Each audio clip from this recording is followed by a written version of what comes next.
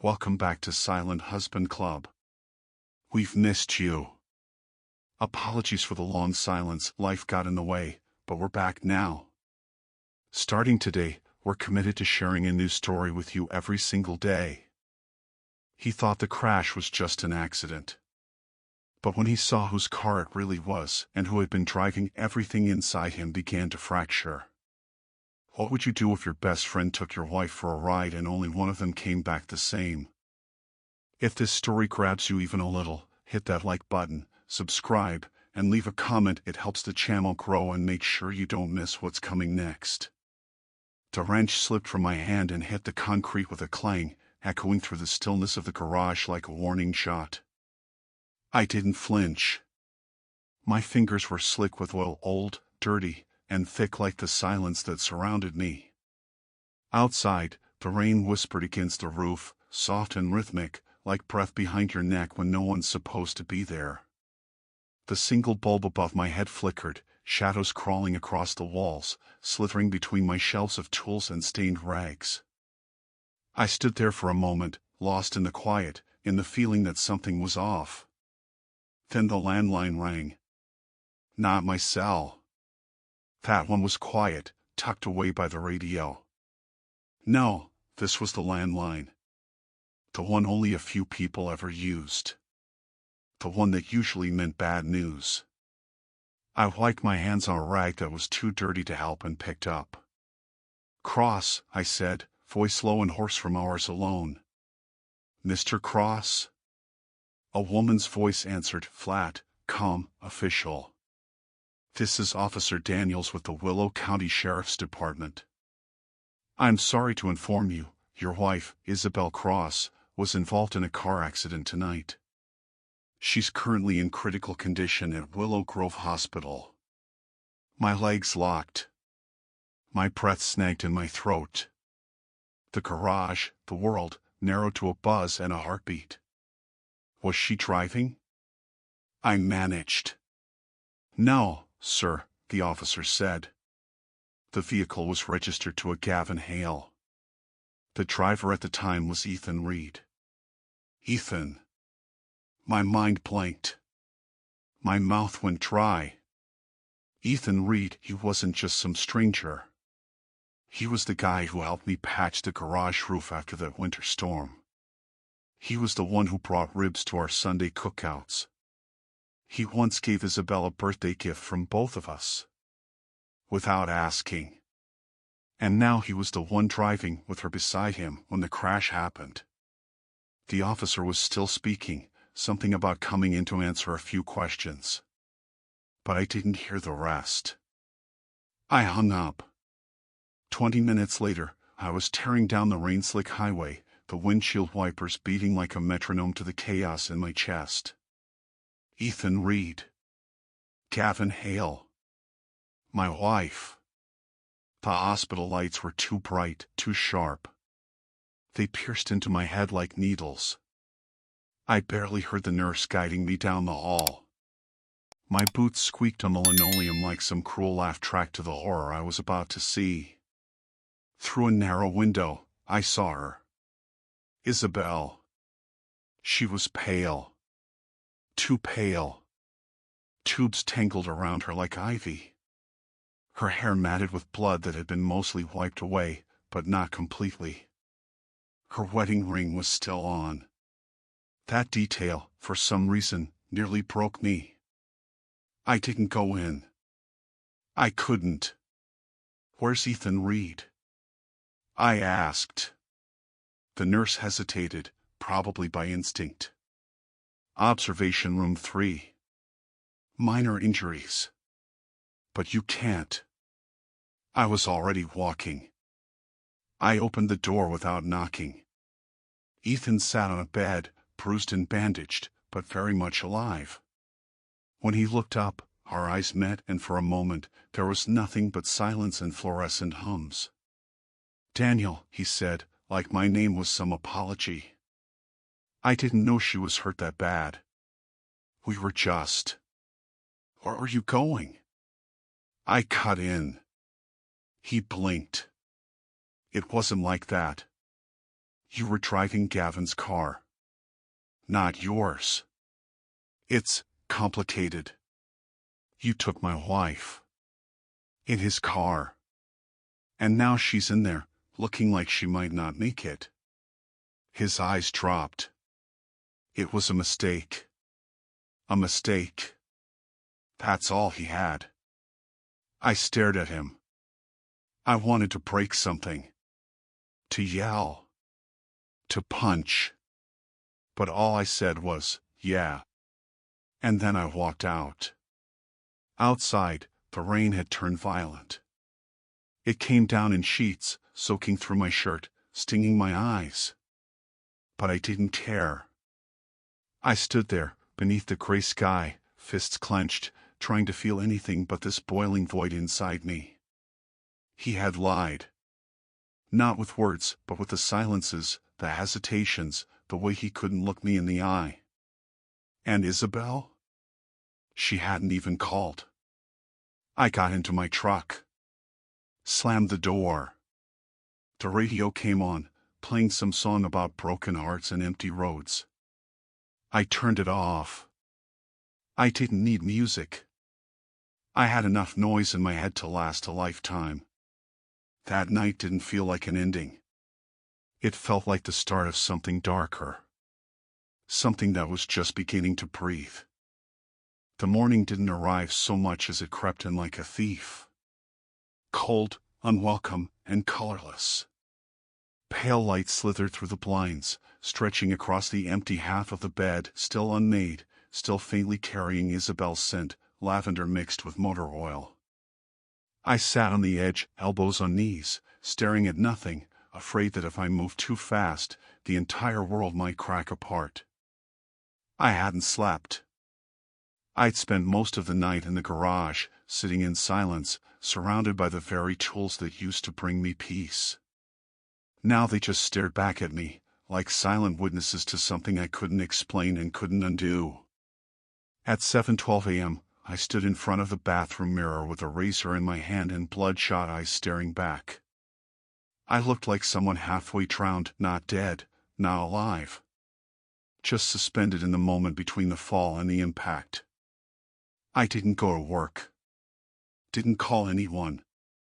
By noon, I was parked in front of Willow Grove Hospital again, staring up at the building where she still lay unconscious and where Ethan Reed probably hadn't even bothered to feel guilty.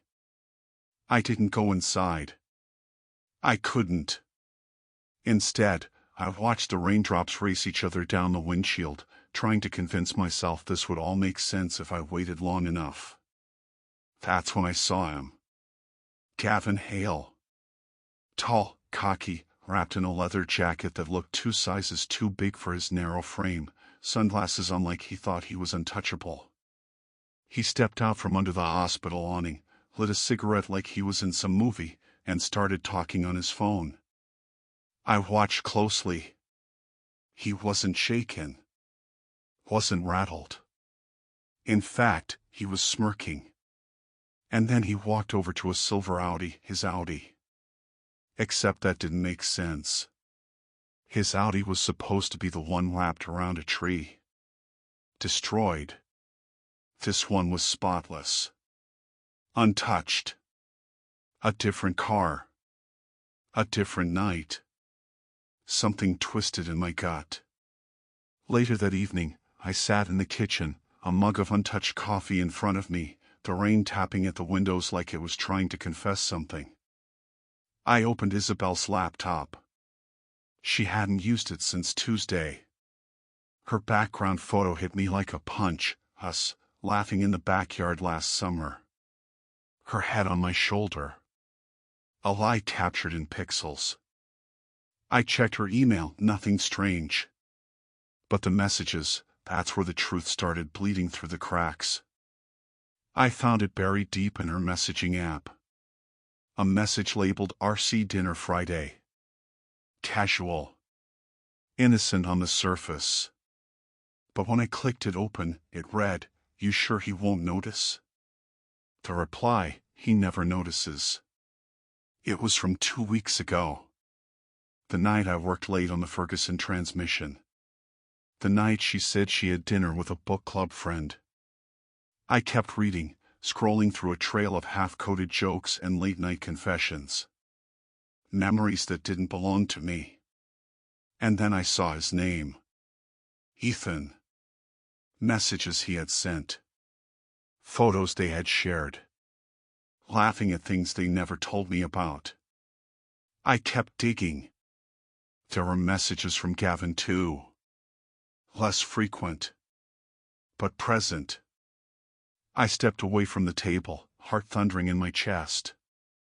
My body was shaking, not from rage yet, but from that horrifying clarity. The kind that hollows you out.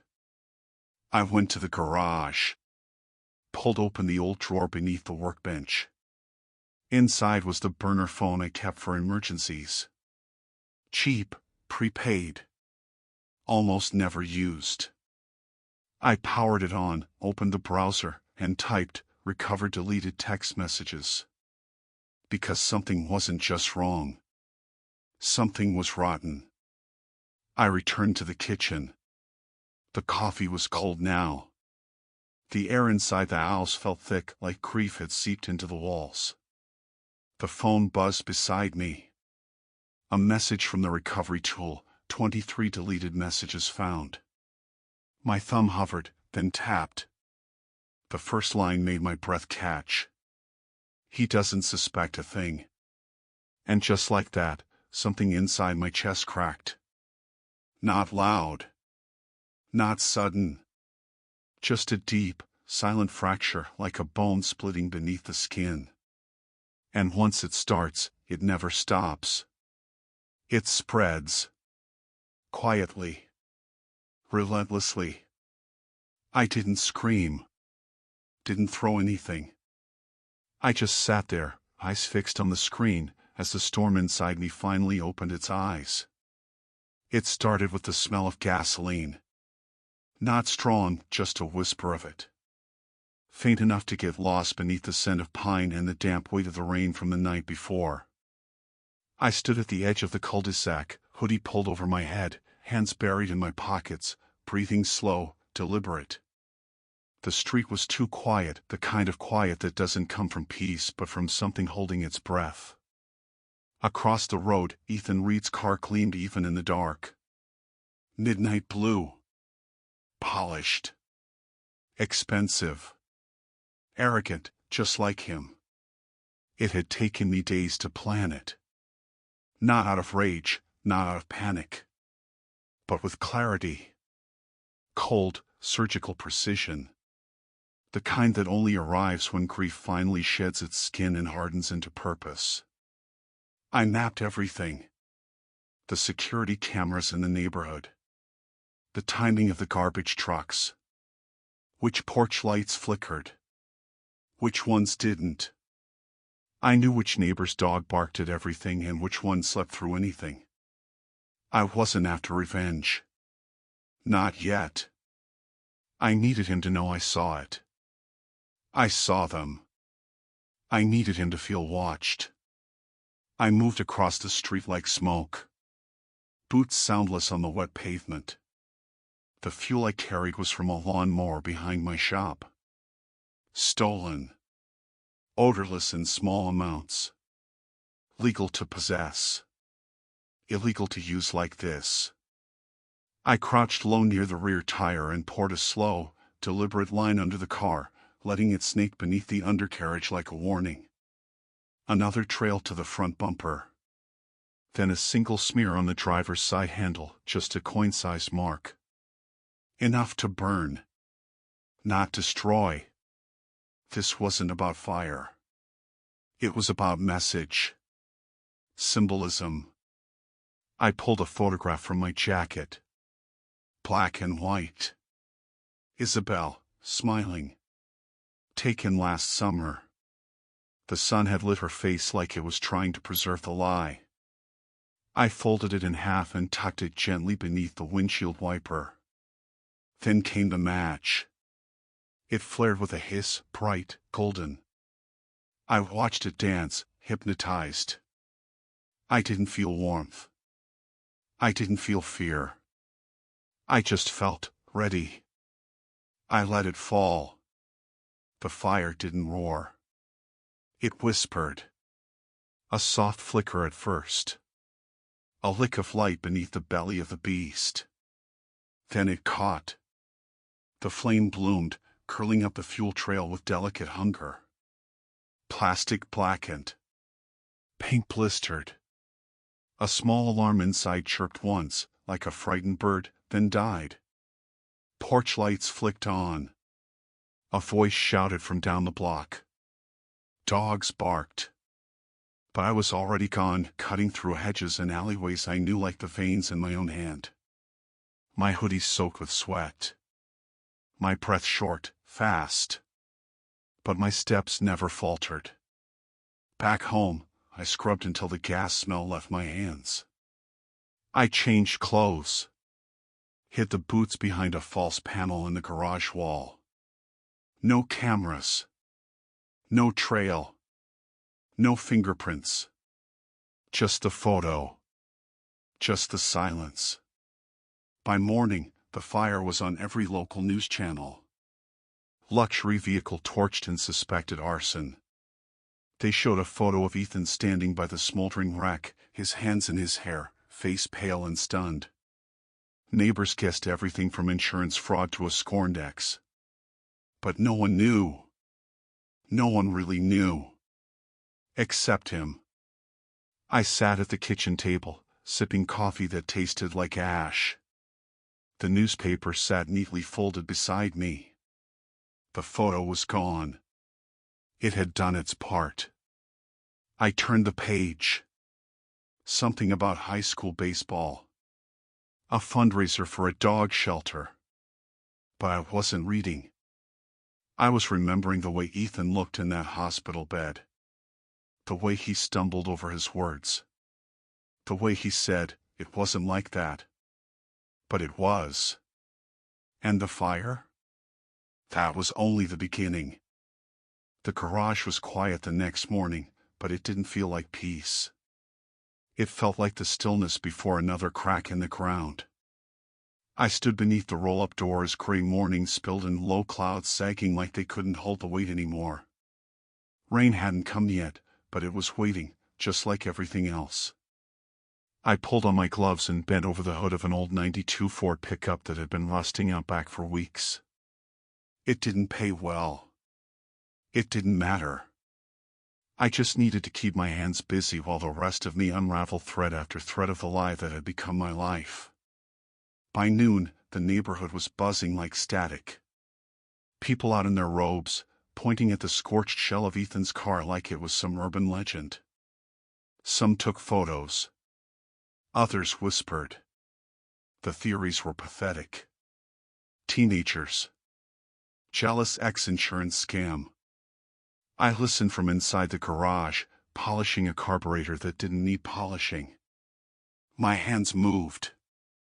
My ears worked. My face stayed still. I let the silence speak for me. It was louder than any rumor they could throw. That night, when the world settled into its evening rituals, TV hums, quiet dinners, the laughter of kids behind closed curtains, I made a call. The voice that answered didn't use names. He didn't need to. Yeah, he said, like he already knew why I was calling. Still got access to DMV records? I asked. A pause. You're not calling about a parking ticket, are you? No, I said. I need a name. Jason Hill, who is he really? Gavin Hale. Always lingering around the edges. A friend of a friend. Talked too much. Smiled like a salesman. I never liked him, but Isabel always waved it off. He's harmless. Just part of the group. Now I needed more than tolerance. I needed truth. Within an hour, a file arrived in my inbox. Digital. Clean. At first glance, nothing criminal, just boring adult life stuff, business filings, address history, vehicle registrations. But then I saw it. A property purchased 2 years ago under a shell company, upstate. Unlisted. Tucked away in the woods.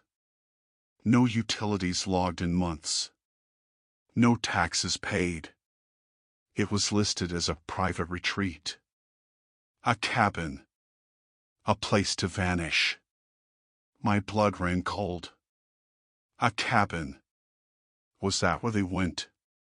Was that why Isabel came home smelling like perfume I didn't recognize and with stories that didn't quite line up? The thought clung to me like frost on glass. The next morning, I drove past Ethan's house. The car was gone. Only a dark burn mark remained on the driveway like a scar the street couldn't cover. Yellow tape fluttered from the mailbox like some kind of surrender flag. Ethan was out front arguing with an insurance adjuster. His arms flailed. His voice cracked. He looked like a man trying to swat ghosts. I slowed just enough to meet his eyes. He froze. For a second, neither of us blinked. Then I drove on. That night, I returned to the garage and opened the drawer beneath the bench. Inside was a folder. Nothing illegal. Just documentation. Screenshots. Printed messages. A map. A pattern. The property deed joined the pile. It wasn't revenge. Not yet. It was investigation. But it wasn't just about Isabel anymore. Or Ethan.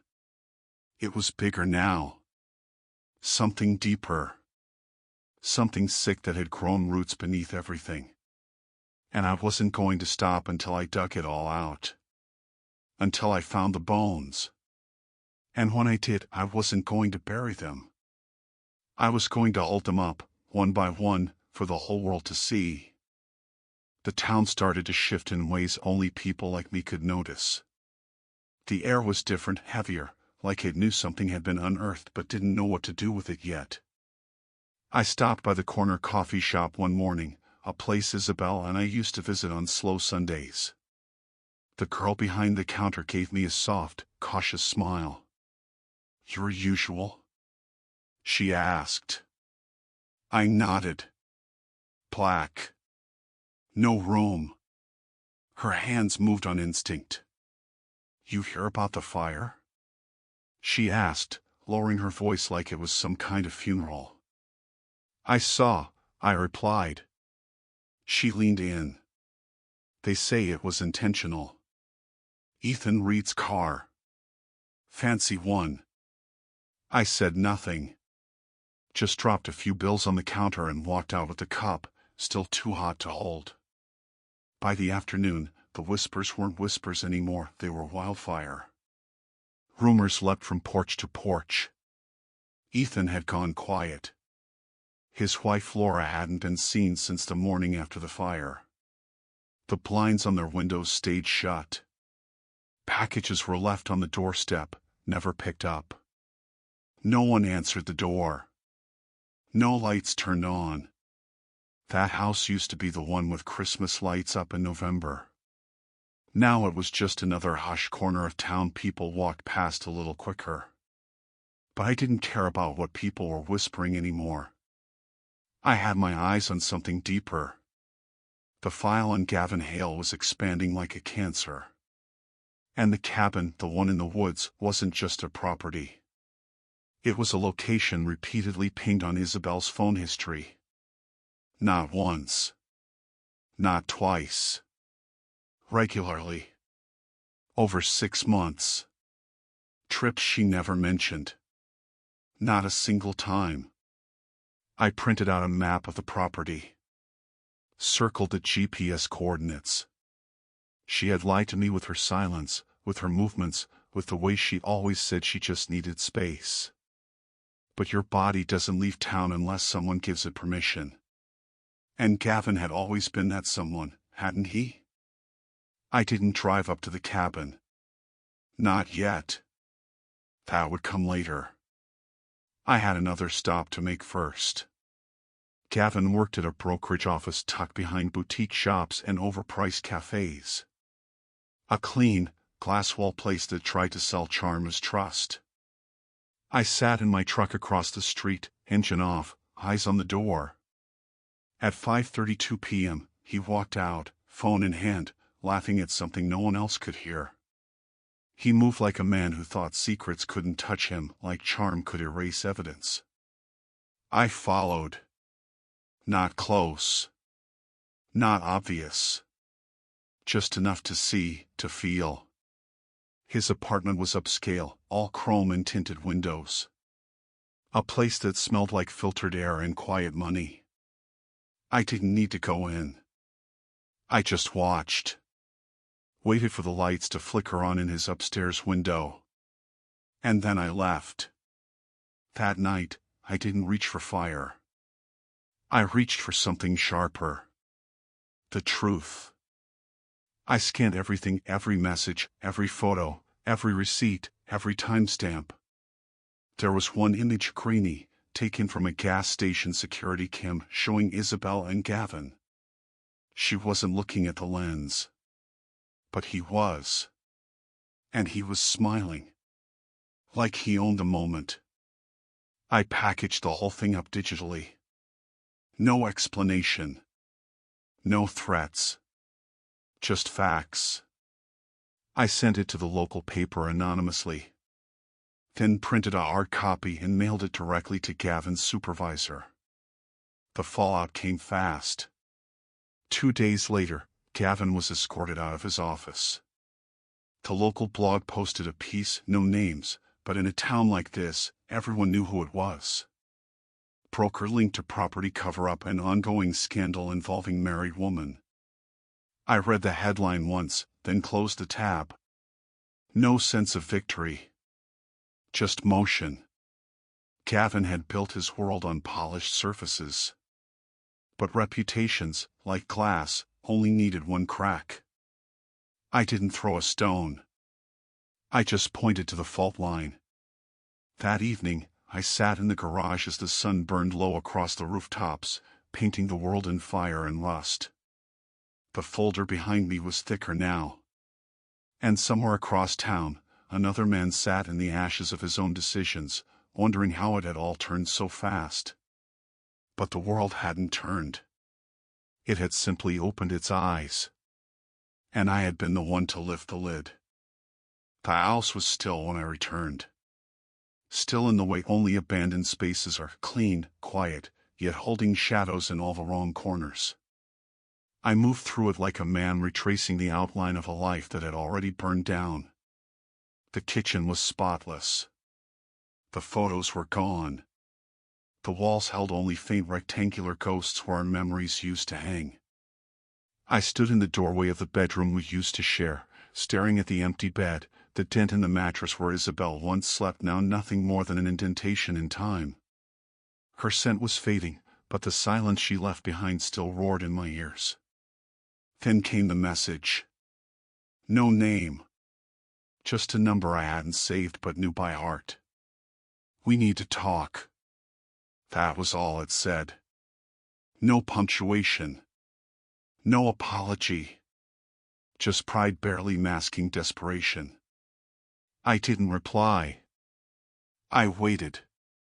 Hours passed. And then, finally, Ethan showed up. He didn't knock. Just stood in the driveway, drenched, worn down like a man who no longer remembered what it felt like to be certain of anything.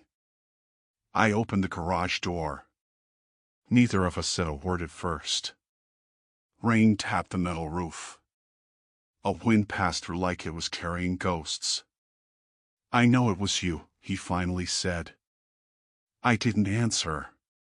The car. The envelope. The email to my wife. All of it. Still, I said nothing. I didn't mean for it to happen, he muttered. It just did. She came to me. She said you were distant. She felt invisible. I stepped forward, slowly. So you gave her someone to see. His jaw tightened.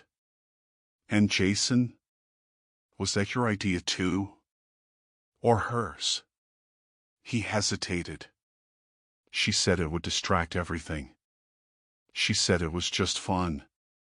I didn't think. You didn't think, I repeated, letting the words hang.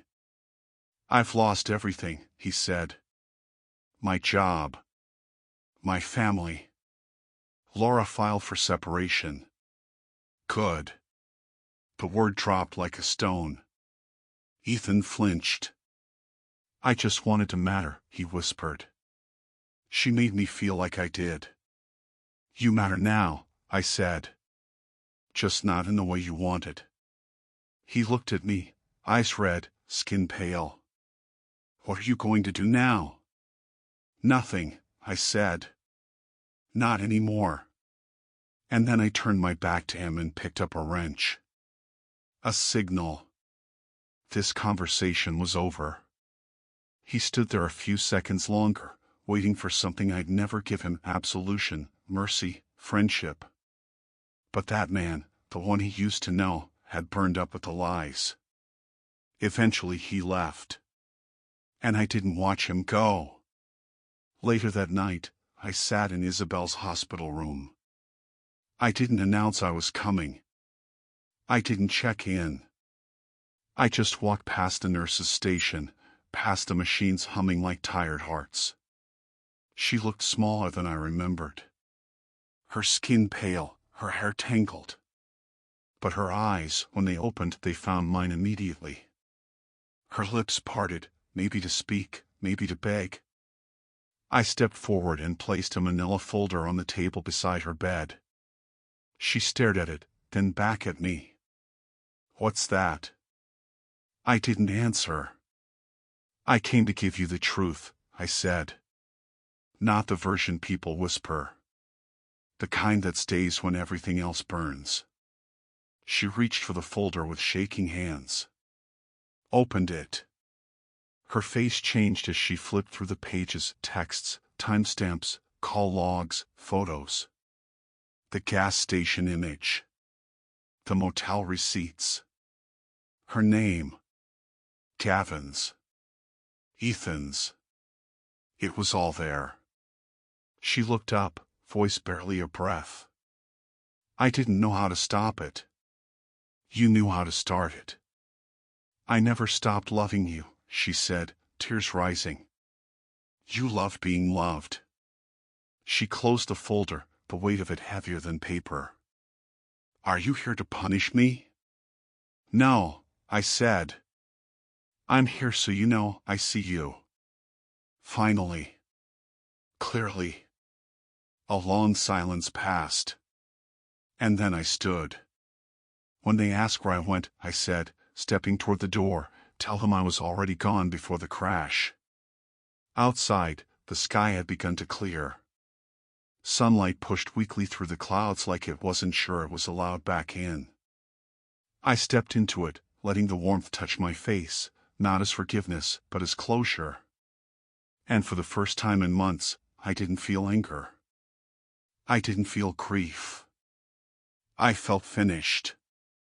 I left the town quietly. No goodbye. No speech. Just the highway unspooling ahead of me like a path to somewhere that didn't need explanation. The cabin stood waiting, silent, weathered, and removed from the noise of everything. Inside, I lit a fire in the old hearth and dropped a piece of folded paper into the flames. 3 names were written there. All crossed out. Amy. Gavin. Ethan. I watched the ink curl and blacken until nothing was left but ash. And then I stepped outside into the quiet night air. The trees barely moved. The wind was still. And for the first time since the lie began, I no longer carried it with me. Thank you for watching. If this story touched you, shocked you, or simply made you think, don't keep it to yourself. Leave a comment, your thoughts, your story, your truth. Subscribe for more raw, real, and unforgettable confessions. And if this story made you feel seen, share it. Someone else might need to hear it too. You're not alone here. This channel is a safe space for those who've been betrayed, broken, and rebuilt.